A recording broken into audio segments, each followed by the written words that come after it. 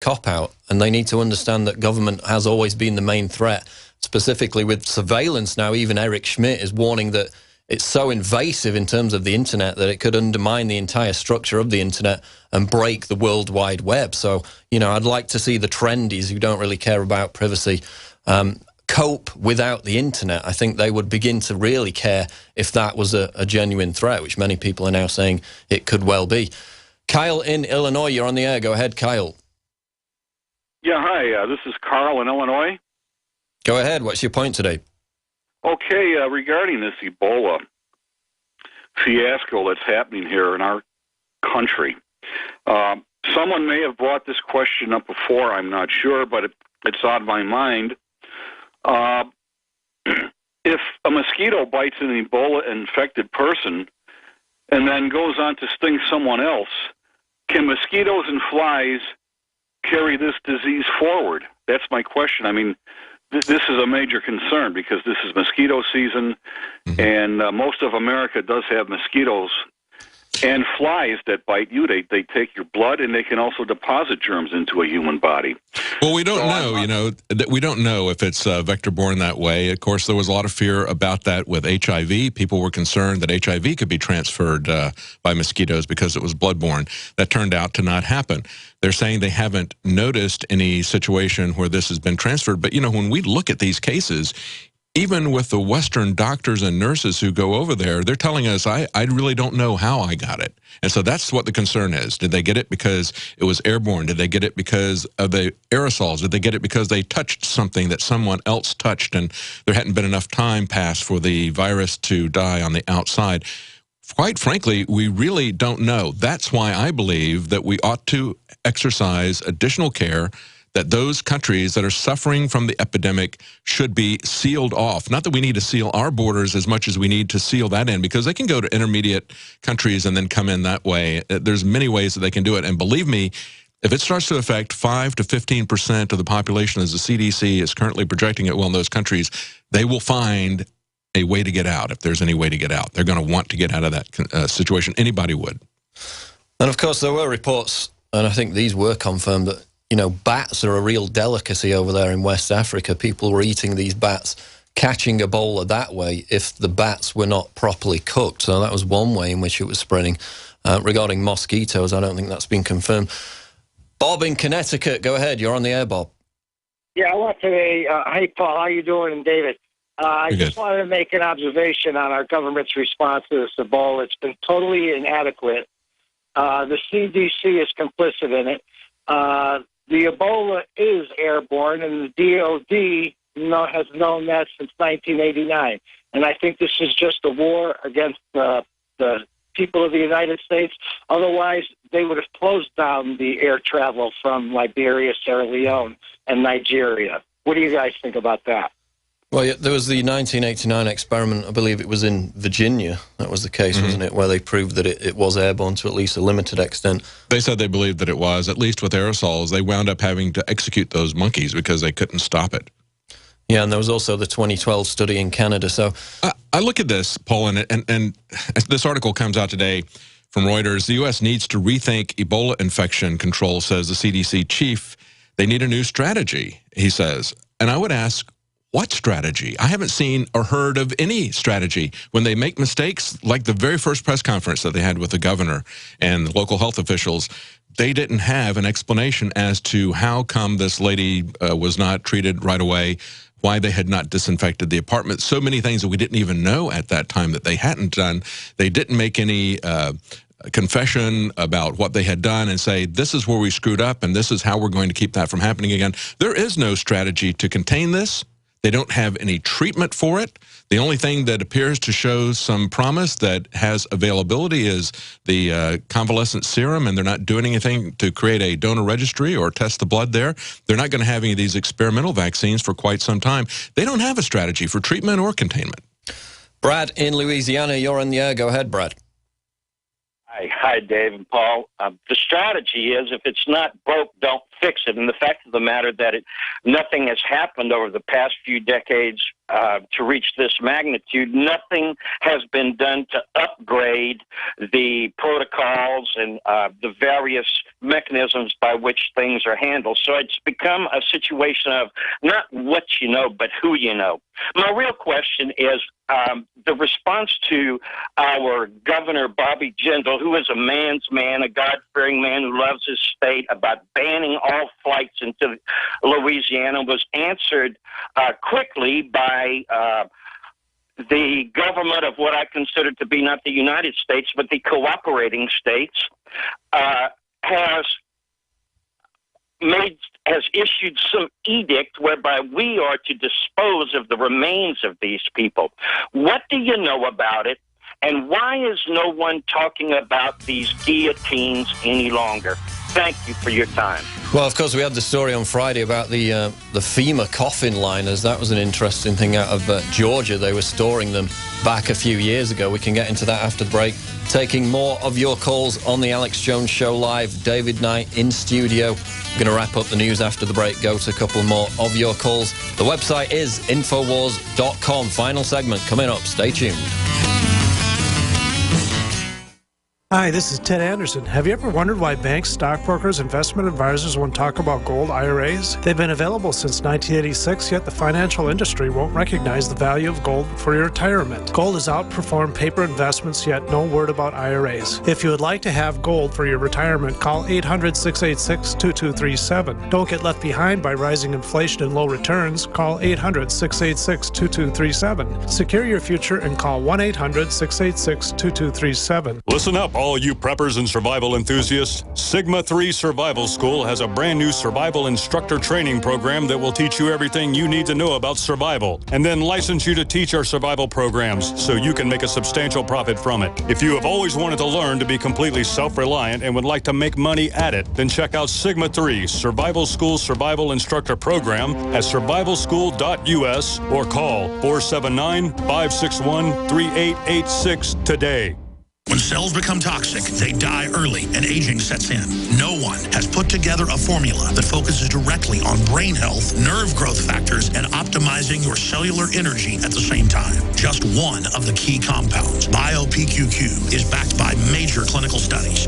You want the best that's out there at the lowest price anywhere? We now have the synergistic solution. Secure your DNA Force today at InfoWarsLife.com or call toll-free 888-253-3139. After consulting top doctors, nutritionists, pharmacists, and others, we have developed what I believe is the ultimate non-GMO, organic Super Male Vitality formula. Super Male Vitality by InfoWars Life is so powerful that I only take half the recommended dose. I jump out of bed ready to fight these criminals every day. I look forward to waking up and taking my Super Male Vitality. Visit InfoWarsLife.com today to secure your Super Male Vitality and other powerful products from InfoWars Life. Adam Miller here with Midas Resources. Today, October 8th, 2014, gold opened at $12.1880. A 1-ounce gold coin can be purchased for $12.6360, $631.80 for a half ounce, or $315.90 for a quarter ounce. That's $12.6360, $631.80, and $315.90. Hi, this is Ted Anderson. Have you ever wondered why banks, stockbrokers, investment advisors won't talk about gold IRAs? Wait a sec. Gold and silver is going up while Congress is trying to settle on the next debt increase. And there's no end to this madness. That old 401k and IRA can be converted into physical gold without tax consequences. I explained this in my book, 10 Reasons to Buy Gold. Don't let time slip away. Call for your free copy today, 800-686-2237. Get away from that Washington spin and get honest answers about gold. 800-686-2237. The book is free, 800-686-2237.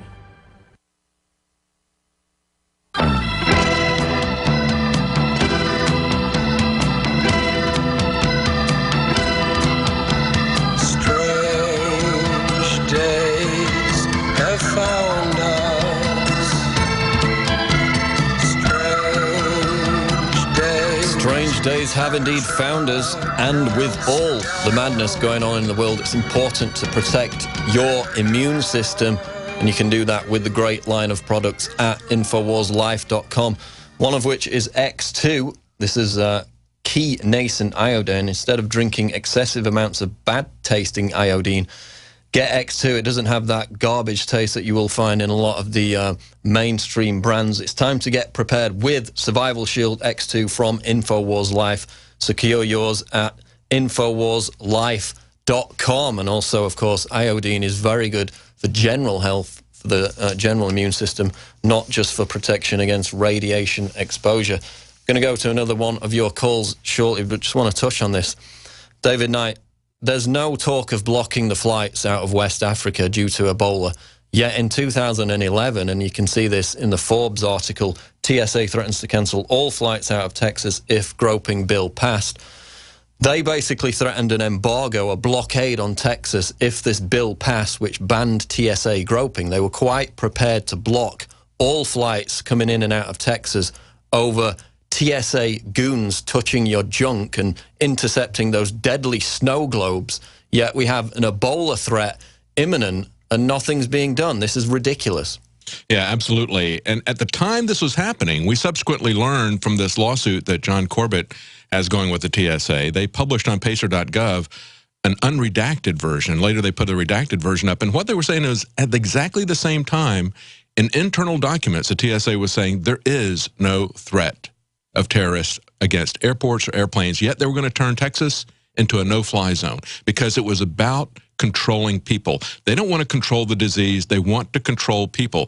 Talking about irrelevance, I mean, we got the Pentagon now unveiling a plan for dealing with climate change. I mean, they've got a climate change adaptation roadmap. I mean, whatever the problem, whether it's an Ebola outbreak in Africa or whether it's presumed climate change, they always want to use the military. It's like, you know, when the only thing you got is a hammer, everything looks like a nail, and they're just not effective in these other areas. But that's not a real threat anyway. There's not any global warming going on, and they haven't tied it to CO2. The CO2 levels have gone up. The temperatures have not gone up. The real hockey stick is the number of people who are getting Ebola in the African nations, and they're completely ignoring that while they're spinning around playing with climate change and making no-fly zones out of the TS to support the TSA. Steve in Arizona, final call. You're on the air. Go ahead. Make it quick. Hi, I'm a firefighter from Arizona, and I just want to point out something real quick that's distressing. I haven't received any training formally from my department. I don't fault them for it. I kind of fault the government for it because of the erroneous information that's being disseminated. For example, the president saying that you cannot catch Ebola riding on a bus with someone. However, noticing that the CDC classifies Ebola as a biosafety level 4 agent, which requires a fully encapsulated suit to deal with. It's very distressing. And there are only 4 of those biosecurity facilities in the entire United States, David Knight. And you're not alone. It's not just firefighters and first responders. 85% of nurses, this is a story up on Infowars.com right now from Kit Daniels, 85% of nurses are not trained for Ebola. 76% of nurses also say the hospital that they work at has no policy for admitting Ebola patients. And yet we're told by the politicians, don't worry, everything's under control. They haven't done a thing. It's just blustering, bluffing. And a lot of nurses have been protesting that they've not received that training either. That's right. It's amazing. We'll continue to track it. A lot of breaking Ebola news going up today. Of course, we had the second patient in Dallas back on Sunday. Concerns out of Europe again that more Ebola cases could be arriving in the UK as well. We'll continue to track it on Infowars.com. Be sure to support us at InfoWarsLife.com and join us tomorrow on The Alex Jones Show Live. Stay tuned. You are listening to GCN. Visit GCNlive.com today. When you're out on the road, the last place you want to be is on the road. But if the unfortunate happens, you'll be glad you were wearing diamond gussets. There's a place down in Tennessee where they make blue diamond gusset jeans. They so pride in every stitch, guarantee you love the way they fit. They put a diamond gusset in the crotch where you need it most. Blue diamond gussets got it, others don't. we turn jeans inside out. Diamond Gusset Jeans. Made in the USA with unparalleled quality. Our Defender motorcycle jeans combine gusset comfort with Kevlar protection, so you can ride all day with confidence. Order yours at gusset.com. Diamond Gusset Jeans got it. Others don't.